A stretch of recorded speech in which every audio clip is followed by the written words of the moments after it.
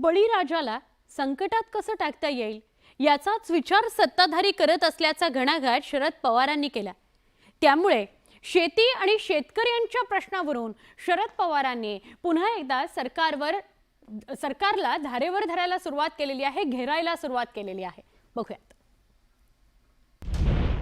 शेतकऱ्यांना संकटात टाकणारे कार्यकर्ते, पवारांचा सत्ताधाऱ्यांवर जोरदार घणाघात, बळीराजाला एकत्र येण्याचंही आवाहन, शेतकऱ्यांच्या मुद्द्यावरून पवार आक्रमक। या निमित्ताने बळीराजा संकटात जाईल कसा हे बघणारे आजचे राज्यकर्ते आहेत। राष्ट्रवादी काँग्रेसचे अध्यक्ष शरद पवारांनी शेतकऱ्यांच्या प्रश्नावरून पुन्हा एकदा सरकारला लक्ष केलंय।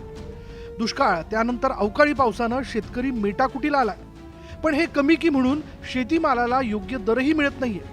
त्यातच कांदा निर्यात बंदी, इथेनॉल निर्मितीवर निर्बंध अशा काही निर्णयांमुळे शेतकऱ्यांची आर्थिक कोंडी झाली। याच मुद्द्यांना धरून शरद पवारांनी सरकारवर जोरदार निशाणा साधलाय। एवढंच नाही तर बळीराजाने एकत्र येत चित्र बदलण्याचं आवाहनही पवारांनी केलंय। ज्यांच्या हातात देशाची सत्ता आहे त्यांना बळीराजाच्या बद्दलचा प्रेम नाही। या निमित्ताने बळीराजा संकटात जाईल कसा हे बघणारे आजचे राज्यकर्ते आहेत। खरं तर केंद्र सरकारनं 15 दिवसांच्या आत साखरेपासून इथेनॉल निर्मितीवर लावलेले निर्बंध हटवले, पण यानंतरही विरोधक सरकारला घेरण्याचे प्रयत्न करतात। पवारांनी शेतकऱ्यांच्या मुद्द्यावरून सरकारवर टीकेचे आसूड ओढल्यानं सत्ताधाऱ्यांनीही पवारांवर पलटवार केला।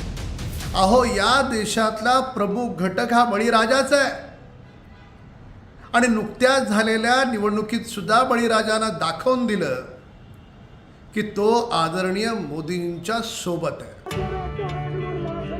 2020-21 मधील शेतकरी आंदोलनामुळे केंद्र सरकारची चांगली कोंडी झाल्याचं पाहायला मिळालं होतं। या आंदोलनामुळे सरकारला 3 कृषी कायदेही मागे घ्यावे लागले होते। 2024 हे निवडणुकांचं वर्ष आहे आणि त्यामुळे लोकसभा आणि विधानसभा निवडणुकीच्या तोंडावर विरोधी पक्ष पुन्हा शेतकऱ्यांच्या प्रश्नावर आक्रमक झाल्याचं पाहायला मिळतंय। Bureau report, news 18 Lokmat.